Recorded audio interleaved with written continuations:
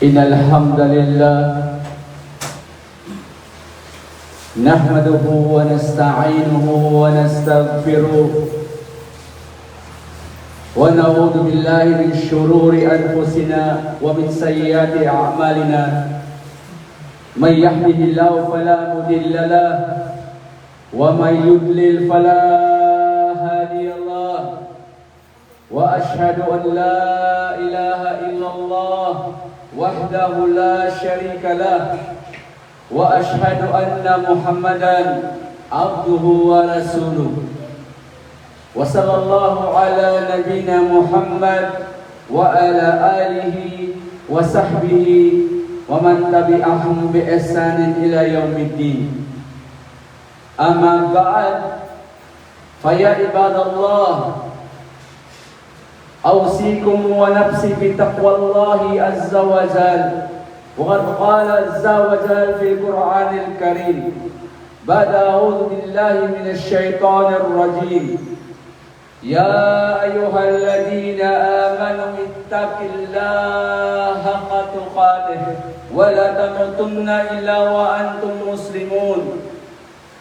وفي آيات أخرى يا أيها الناس اتقوا ربكم الذي خلقكم من نفس واحدة وخلق منها زوجها وبث منهما رجالا كثيرا ونساء واتقوا الله الذي تساءلون به والأرحام إن الله كان عليكم رقيبا. وقال أيضا يا أيها الذين آمنوا اتقوا الله وقولوا قولا سديدا يصلح لكم أعمالكم ويغفر لكم ذنوبكم ومن يطع الله ورسوله فقد فاز فوزا عظيما. فإن أصدق الحديث كتاب الله وخير الهدي هدي محمد صلى الله عليه وسلم وشر الأمور محدثاتها وكل محدثة بدعة وكل بدعة ضلالة وكل ضلالة في النار. Mga kapatid, mga magulang, mga alipin ng Allah subhanahu wa ta'ala, tunay po na tayo ay magpasalamat sa Allah subhanahu wa ta'ala, magbibigay ng pagpupugay, pagpupuri para lamang sa Kanya. Sa lahat ng ating mga tinatamasa na mga biyaya na nagmumula sa Allah subhanahu wa ta'ala, pasalamatan natin ang palagian ng Allah subhanahu wa ta'ala at tayo ay magpapupuk laban sa kasamaan ng ating mga sarili, kasamaan ng ating mga gawa.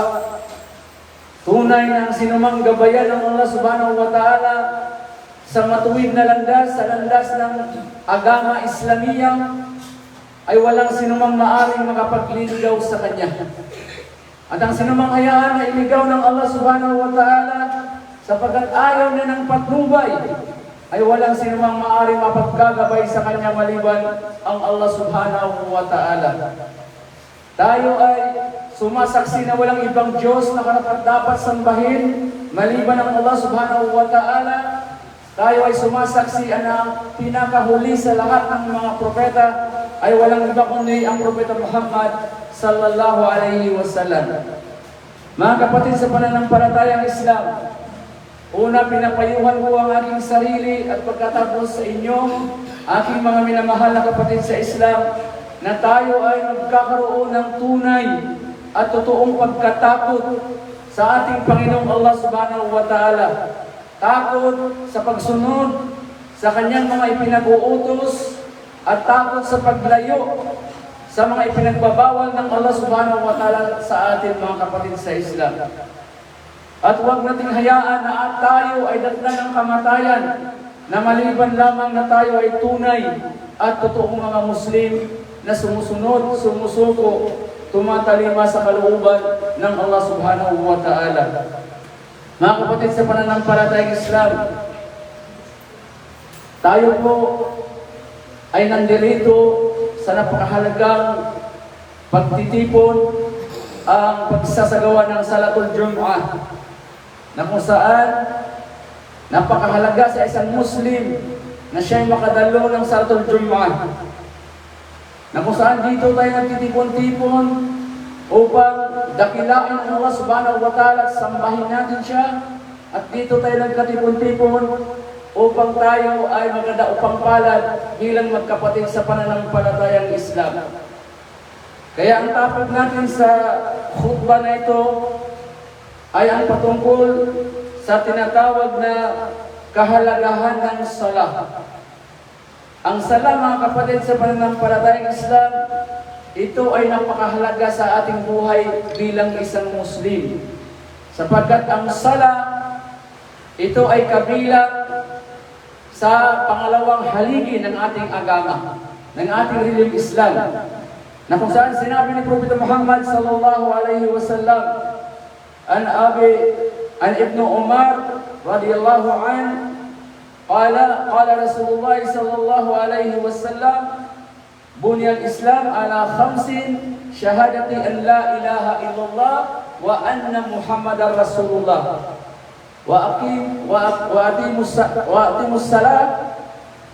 وأقيموا الصلاة وإيتاء الزكاة وصوم رمضان وحج البيت من استطاع إليه سبيلا.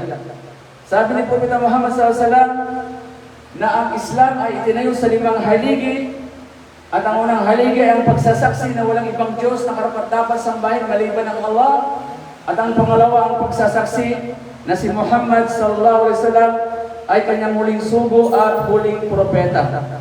Pangalawa, ang itayo ang pagdarasal, aqimus salah, at ang pangatlo ay ang pagbibigay ng kawanggawa, obligadong kawanggawa sa sinumang Muslim na may kakayanan nito. Pang-apat, ang paglalakbay sa Makkah, yung pagsasagawa ng Hajj, at ang panglima ay ang Saum Ramadan, yung pag-aayon sa buwan ng Ramadan. Dito natin makikita, mga kapatid sa Islam, na ang salah ay pangalawa sa ating haligi ng ating pananampalatayang Islam. Na kung saan, mga kapatid sa pananampalatayang Islam, ating tatalakayin ang kahalagahan o ang kainaman ng salah bilang mga Muslim. Sinabi ni Prophet Muhammad sallallahu alaihi wasallam, awalu ma yuhasibu bihi al-aqwal yawm al-qiyamati as-salah, fa inna saluhat sa'ir a'malihi, fa in fasadat sa'ir a'malihi. O kama kala alayhi salatu wassalam. Sabi ni Prophet Muhammad sallallahu alaihi wasallam na ang unang itatanong ng alipin ng Allah subhanahu wa ta'ala sa kanyang alipin ay ang salah. Na kapag ang salah ay tinanggap ng Allah subhanahu wa ta'ala sa kanyang alipin, tunay na tatanggapin ng Allah subhanahu wa ta'ala ang iba na ating mga gawain. So makikita natin sa hadith na ito, mga kapatid sa Islam, na unang lilitisin sa atin sa araw ng paghuhukom sa lahat ng ating mga gawa ay ang patungkol sa ating pagdarasal.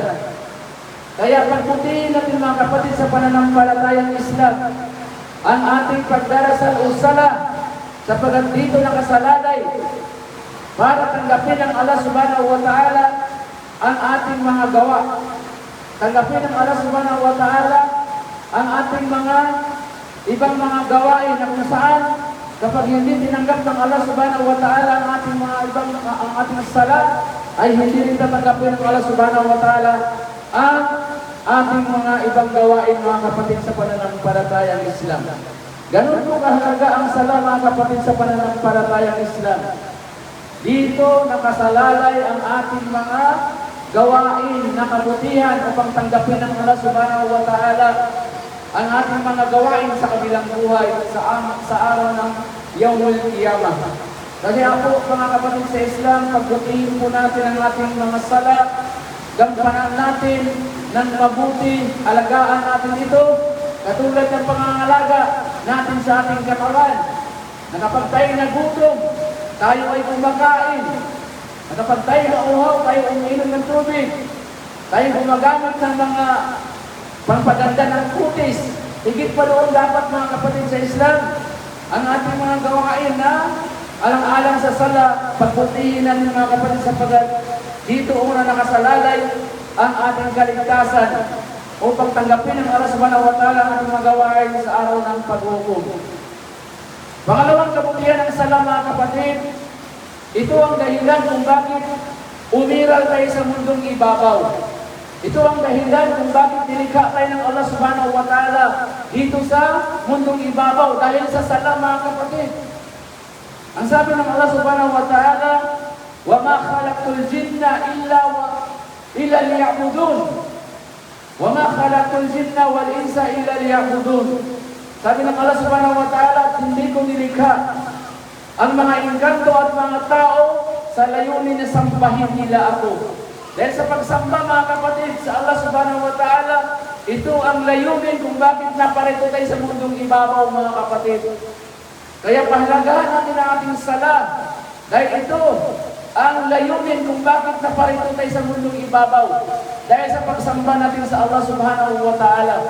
Kaya pagbutihin, pag-igihin, mga kapatid, sa pananampalatayang Islam, ang ating sala, pangalagaan natin ito, sapagkat ito ang dahilan kung bakit nilikha tayo ng Allah subhanahu wa ta'ala, mga kapatid, sa pananampalatayang Islam. Pangatlong kahalagaan ng sala, mga kapatid, ay sinabi ng Allah subhanahu wa ta'ala sa loob ng marangal na Quran, وَأَقِيمُوا الصَّلَاةَ إِنَّ الصَّلَاةَ تَنْهَى عَنِ الْفَحْشَاءِ وَالْمُنكَرِ. Sabi ng Allah subhanahu wa ta'ala, katotohanan, itayo ninyo ang inyong sala o pagdarasal, sapagkat ito, sa sala, ito ay pumipigil sa paggawa ng lahat ng mga kahiya-hiya at mga masasamang mga gawain. So ang sala, mga kapatid, ito ay silsila, o ito yung ugnayan natin sa ating Panginoong Allah subhanahu wa ta'ala, at dito natin na isasagawa ang malaking ibada sa pamamagitan ng pagdarasal, sapagkat kapag tayo nagdarasal, nagkakaroon tayo ng connection, nagkakaroon tayo ng ugnayan sa ating dakilang tagapaglikha, ang Allah subhanahu wa ta'ala. Dito natin naisabi sa ating Panginoong Allah subhanahu wa ta'ala ang ating mga problema. Dito natin na ilahat sa Kanya ang ating mga kahilingan, mga mithiin sa buhay. Kaya nga sabi ng Propeta Muhammad sallallahu alaihi wasallam, padamihin ninyo ang inyong mga dua sa Allah subhanahu wa ta'ala sa tuwing kayo nakapagpatirapa o nakasujud habang kayo nagsasala.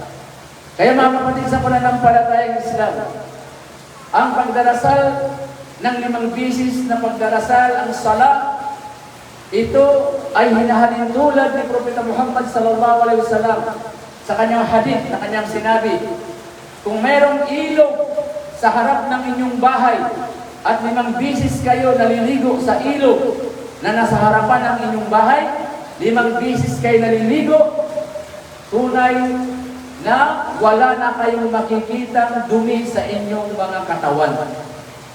Alay sa kadalik, ya ikhwan wa akhawat, hindi baga kapag 5 bisis ka naliligo, wala na tayong dumi na makikita sa ating katawan?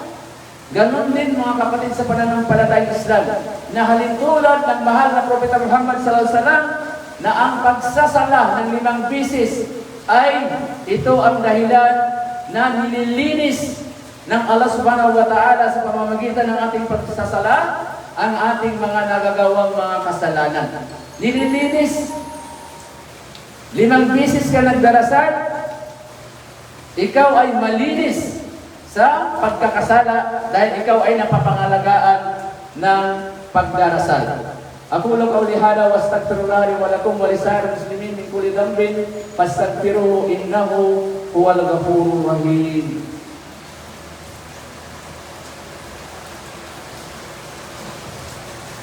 Alhamdulillahi rabbil alamin, wassalatu wassalamu ala asrafil anbiya wal mursalin sayyidina Muhammad wa ala alihi wa sahbihi wa man tabi'ahum bi ihsanin ila yaumiddin. Mga kapatid sa pananampalatayang Islam, napakahalaga sa atin bilang mga Muslim ang ating sala o ang pagdarasal, dahil ito ay pangalawang haligi ng ating pananampalataya.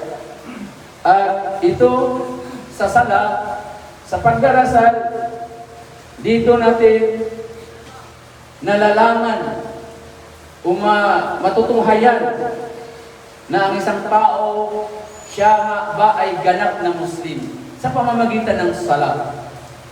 Dahil sa sala, dito tayo nagkakaroon ng pagitan sa mga hindi mananampalataya na mga tao. Ito ang ating pagkakilanlan kung tayo ba ay tunay na Muslim o kung tayo ba ay hindi mananampalataya. Ang sabi ni Propeta Muhammad sallallahu alaihi wasallam, al-ahdul ladhi bainana wa bainahum as-salah. Faman tarakaha faqad kafar.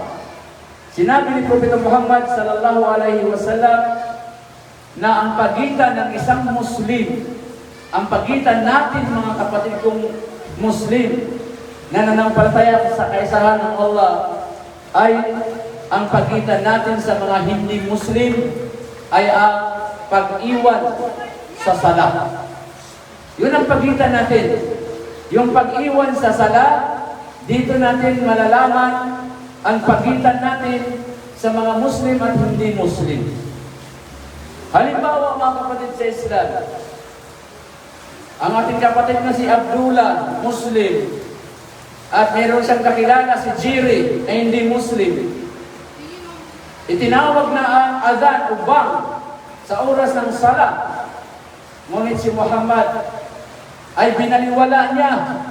Hindi siya tumugon sa panawagan sa sala. Hindi siya pumunta sa masjid o sa moske. Wala siyang kaibahan kay Jiri na hindi mananampalataya. Wala siyang kaibahan.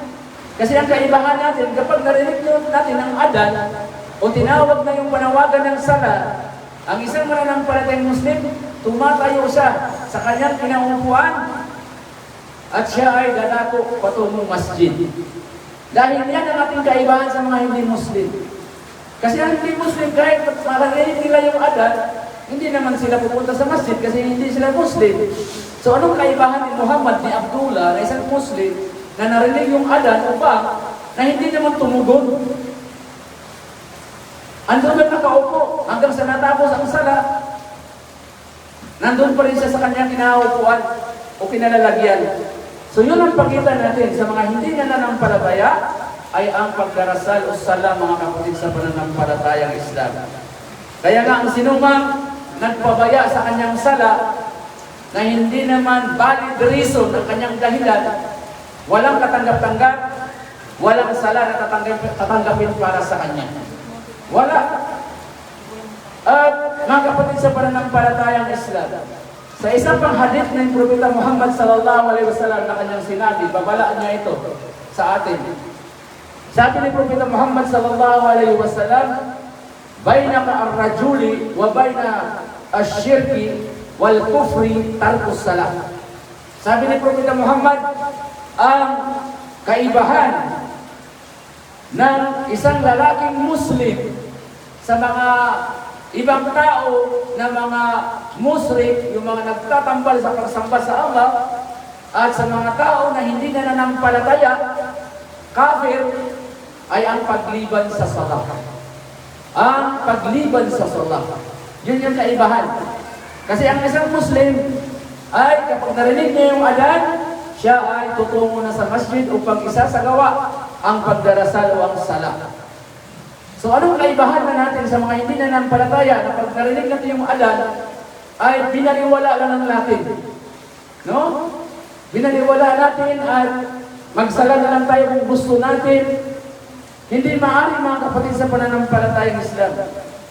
Hindi maaari na hindi natin tugunan kapag narinig natin yung adhan, yung bang mga kapatid sa pananampalatayang Islam. Dahil mayroong isang hadith ang Propeta Muhammad sallallahu alaihi wasallam na kanyang sinabi na mayroong isang bulag na humingi ng pahintulot kay Propeta Muhammad sallallahu alaihi wasallam. Bulag mga kapatid, imagine bulag. Ang sabi ng bulag, Ya Rasulullah, uusugo ng Allah. Payagan mo ba ako na hindi ako pupunta sa masjid dahil walang maghahatid sa akin, bulag ako. Hindi ko makita ang daanan. Walang mag-guide sa akin. Baka papaano ako, Ya Rasulullah? Sumagot ang Propeta Muhammad SAW, narinig mo ba ang bang o adan? Narinig mo ba? Sumagot ang bulag, opo, narinig ko ya Rasulullah. Kung ganon, sabi ng Propeta Muhammad SAW, fa'ajib, tugunan mo ang panawagan ng salat. Ibig sabihin, pumunta ka sa masjid. Tingnan niyo mga kapatid, bulag, hindi niya makita ang kanyang daraanan. At sa panahon na yaon, wala pang ilaw, walang meralco. Napakadilim. At ang kalsada noon ay bako-bako, hindi sementado. Tayo pa kaya, mga kapatid, sa pananampalatayang Islam, na meron tayong mata na nakikita. Maganda ang kalsada na ating nilalakaran patungong masjid, sementado.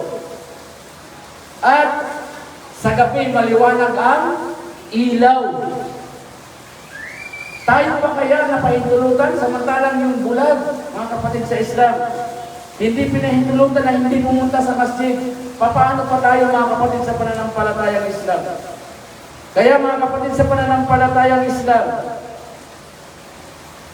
pangalagaan natin ang salat dahil ito yung kautusan ng Allah Subhanahu wa Ta'ala na napakahalaga. Hindi natin pwedeng i-excuse ang salat, mga kapatid. Sa mga haligi ng Islam, hindi ka o pinahintulutan kang hindi mag-ayuno kung meron kang karamdaman na malubha. Yung pagbibigay ng zakat, kung hindi ka naman mayaman, hindi ka obligado magbigay ng zakat. Yung paghahad sa Makkah, pilgrimahe, hindi ka rin obligado kung wala kang sapat na pananalapi o malakas ng pangangatawan. Pero ang sala, mga kapatid, sa pananampalatayang Islam, hindi natin pwedeng i-excuse. Kahit may sakit ka, pwede ka nagsala na nakahiga. Kung hindi mo kaya humiga, pwede ka nakasala na tagilid. Kung hindi mo kaya magsala na nakatayo, pwede kang magsala na nakaupo, mga kapatid, sa pananampalatayang Islam. Sa panahon ni Propeta Muhammad sallallahu alaihi wasallam, ang Propeta Muhammad sallallahu alaihi wasallam ay nagwika, magtalaga ako ng lalaki na mamuno sa sala sa inyo, at ako kasama ng ibang mga kalalakihan ay lalabas ng bahay na may dalang panggatong upang susunugin ang mga bahay na nandoon yung mga kalalakihan na mga Muslim na sa bahay lamang nagsasala. Nakikita natin, babala ito, mga kapatid sa Islam, kamuntik ng sunugin ng Propeta Muhammad sallallahu alaihi wasallam ang mga kabahayan na kung saan nandoon yung mga kalalakihan, na kung saan narinig nila ang adan, ang bang sa masjid, at doon lamang sila nagdarasal sa loob ng pamamahay. Kamuntik nang ipasunog ni Propeta Muhammad sallallahu alaihi wasallam kung wala lang mga bata at mga kababaihan na madadamay doon sa loob ng bahay. Ang pagdarasal ng jamaah, mga kapatid, sa masjid, itinayo ang masjid para sa salatul jamaah. Itinayo ang masjid para sa sama-samang pagdarasal. Itinayo ang masjid para ang mga kamusliman makapagsagawa sila ng pagdarasal, pag-alaala sa Allah Subhanahu wa Ta'ala, nagtitipon sila sa loob ng bahay ng Allah, ang masjid, na kung saan magkakaroon ang bawat isa na nagdarasal sa masjid. Ayon sa hadith, meron siyang 27 na gantimpala. Sa isang riwaya, 25 na gantimpala kapag nagsasala sa loob ng masjid. Pero sa bahay, kapag nagsala, ang kanyang makukuhang reward, isang reward lang, kumpara sa 27 sa loob ng masjid. Alin ang gusto natin, mga kapatid? Yung 27 o yung isa? So gustuhin natin yung 27 kasi naghahanap tayo ng maraming gantimpala. Sabi nga ng Allah, fastabiqul khairat, mag-unahan kayo sa paggawa ng mga kabutihan para magkaroon kayo ng mga biyaya mula sa Allah Subhanahu wa Ta'ala. Ngunit ang mga kababaihan ay kaiba sa mga kalalakihan. Ang mga kababaihan, higit na mainam para sa kanila ang pagdarasal sa kanilang silid bahay. Mas malaki ang kanilang gantimpala sa loob ng bahay magdarasal ang kababaihan, subalit hindi na naman sila pinagbawalan na magsala o magdarasal sa masjid. Ipinahintulot sa mga kababaihan na pumunta sa masjid upang magsagawa ng pagdarasal sa kondisyon na hindi sila magpapabango. Hindi sila magpapabango na lumabas ng bahay papunta sa masjid. Bawal magpabango ang mga kababaihan. Pinahintulutan na magpabango ang mga kababaihan sa loob lamang ng kanilang pamamahay sa oras na kapiling nila ang kanilang asawang lalaki. Pero kung pumunta ng masjid, pinagbabawal sa mga kababaihan na sila ay magpabango. At ang kahalagahan ng sala, mga kapatid, sa pananampalatayang Islam. Ang sala po, mga kapatid, marami po dito na mga kamusliman na sila'y nagsasala, nag-alay ng pagdarasal, ngunit sila ay nakapasok sa impyerno. Magtataka tayo, nagsasala na nga, bakit na impyerno pa? Dahil ang kanilang ginagawa, sinabi ng Allah subhanahu wa ta'ala, فَوَيْلٌ لِلْمُسَلِّينَ الَّذِينَ هُمْ عَنْ صَلَاتِهِمْ سَاهُونَ.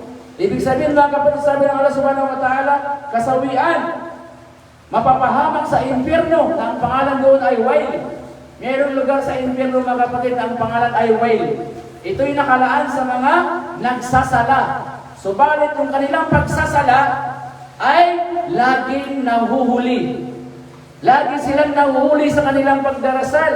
Mayroong nakalaan doon na Wail ang tawag sa impyerno. Subhanallah. Nagsasala na tayo pero meron palang naiimpyerno. Sa kadahilan, siya ay nagpabaya sa kanyang sala. Hindi siya nagsasala sa oras ng waktu. Sa sala, sa itinakdang oras. Dahil ang sala, mga kapatid, sa pananampalatayang Islam, ito ay itinakda sa atin ng Allah subhanahu wa ta'ala sa tinakdang oras. Sabi ng Allah subhanahu wa ta'ala, Inna salata kanat alal mu'minuna kitaban mawquta. Sabi ng Allah subhanahu wa ta'ala, tunay na ang sala ay itinakda sa mga mananampalatayang Muslim sa takdang oras. So may oras, mga kapatid, sa pananampalatayang Islam. Kaya hindi po pinahintulutan na lagi nating idili ang ating pagdarasal. Sasadyain natin na mamaya na akong magsala, pero wala naman ginagawa. Available naman siya. Tapos sinadya niya na ipanghuli ang sala.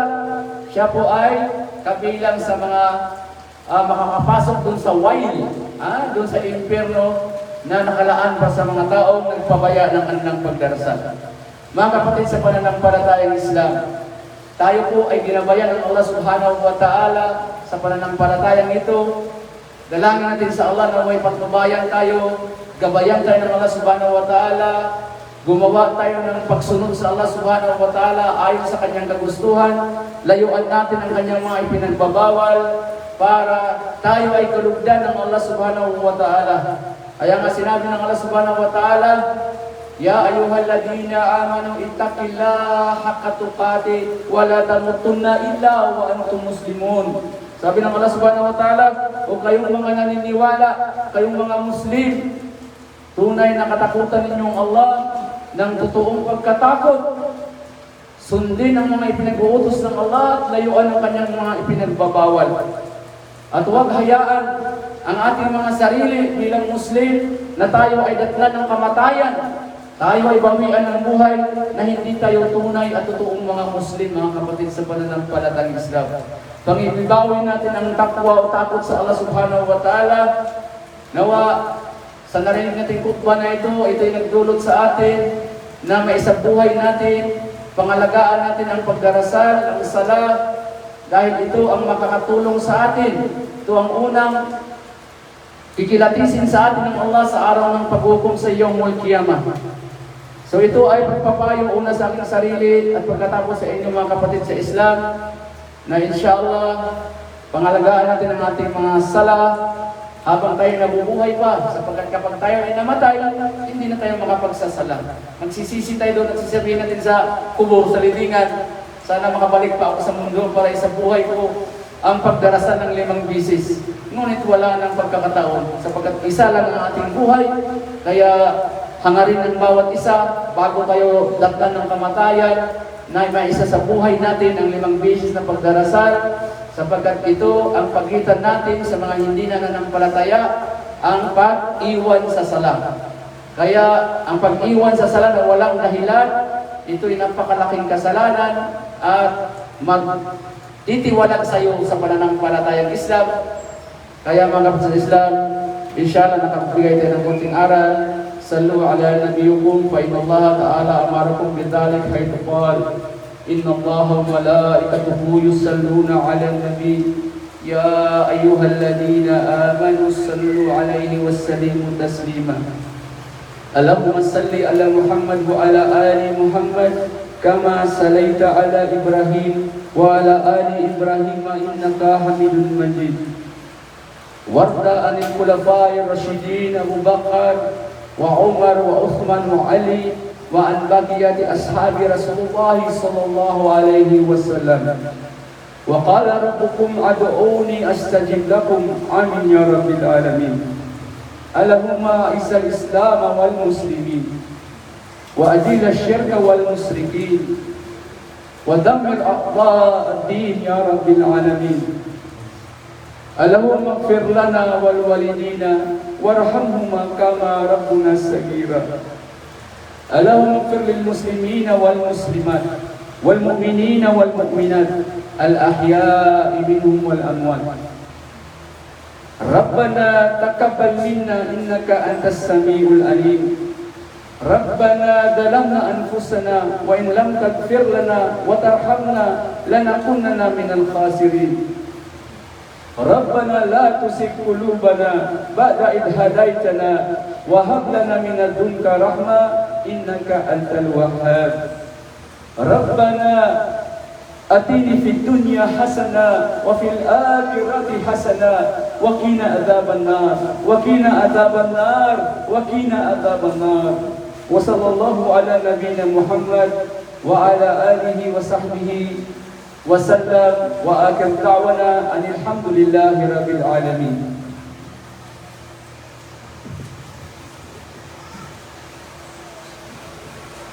Allahu akbar, Allahu akbar. Ashhadu an la ilaha illallah. Ashhadu anna Muhammadar Rasulullah. Hayya 'alas salati, hayya 'alal falah. قد قام بصلاة قد قام بصلاة. الله أكبر الله أكبر لا إله إلا الله.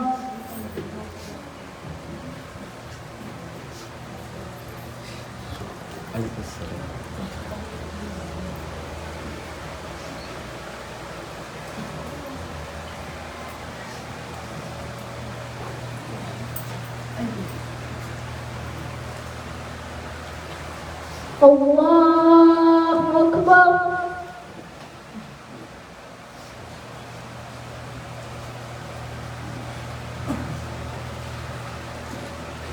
الحمد لله رب العالمين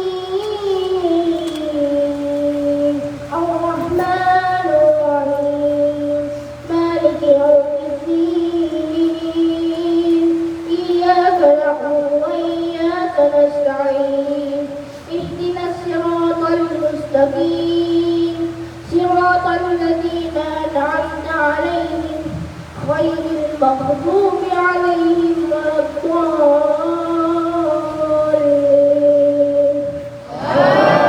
آمين.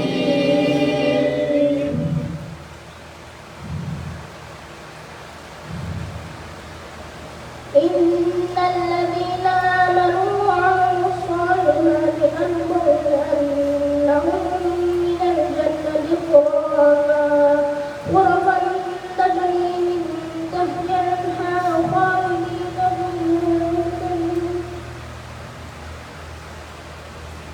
فيها. بسم الله الرحمن الرحيم. قل أعوذ برب الفلق من شر ما خلق ومن شر غاسق إذا وقب ومن شر النفاثات في العقد ومن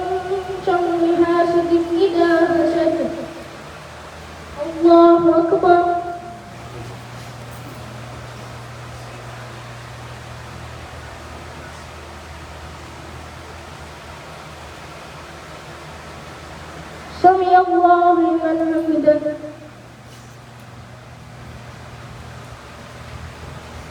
الله أكبر.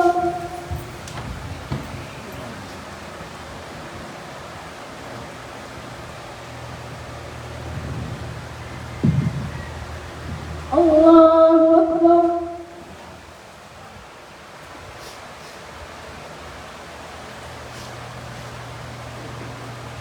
الله أكبر.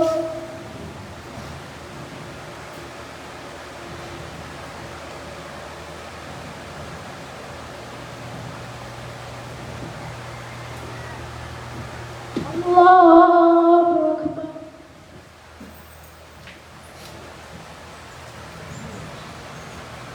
الحمد لله رب العالمين الرحمن الرحيم مالك يوم الدين إياك نعبد وإياك نستعين اهدنا الصراط المستقيم صراط الذين أنعمت عليهم غير المغضوب عليهم ولا الضالين.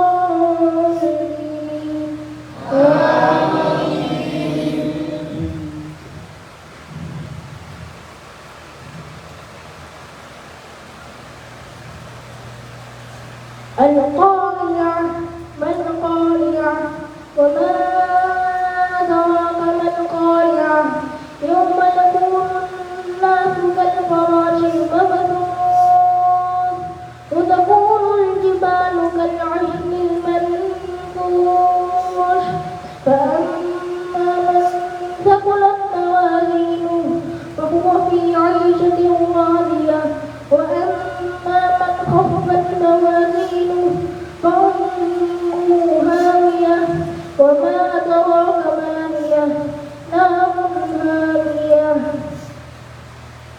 الله أكبر.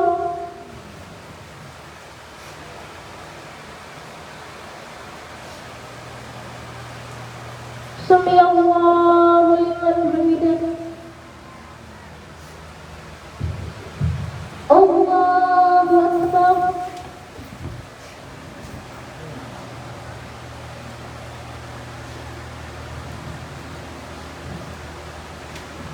الله أكبر.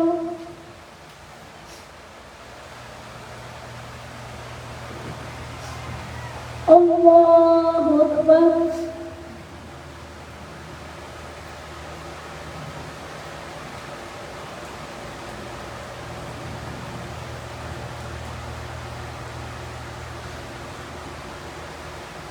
الله أكبر.